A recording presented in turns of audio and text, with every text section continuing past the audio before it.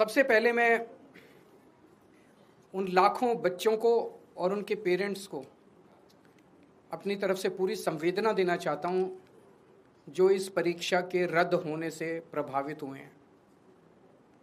मैंने भी अपनी ज़िंदगी में आईआईटी का पेपर दिया था पहले, फिर सिविल सर्विसेज का पेपर दिया था। मैं जानता हूं कि किस तरह से कठोर तपस्या करनी पड़ती है।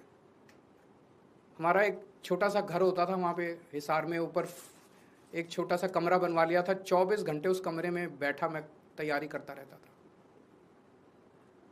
फॉर्चुनेटली उन दिनों में पेपर लीक नहीं हुआ करते थे।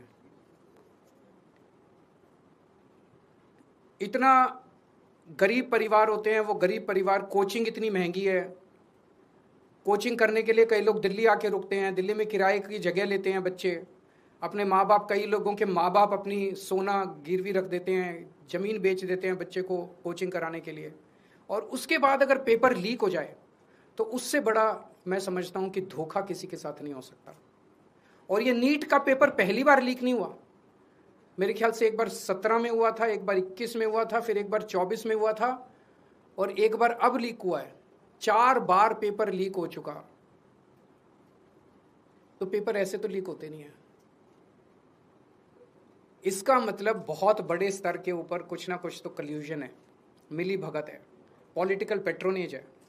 मैं ये जानना चाहता हूं जिन्होंने 2017 का पेपर लीक किया था वो आज कहां हैं? उनको सजा मिली?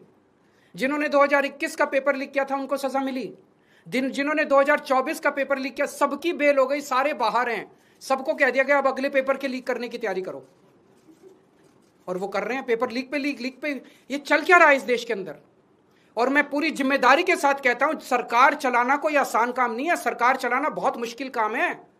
जिन लोगों से एक पेपर ठीक से नहीं होते बिना लीक करवाए, वो सरकार क्या चलाएंगे? मिले हुए हैं ये लोग। It is a case of complete कल्यूजन। लाखों करोड़ों बच्चों के भविष्य के साथ खिलवाड़ किया जा रहा है। उन सब बच्चों के साथ मेरी संवेदनाएं हैं।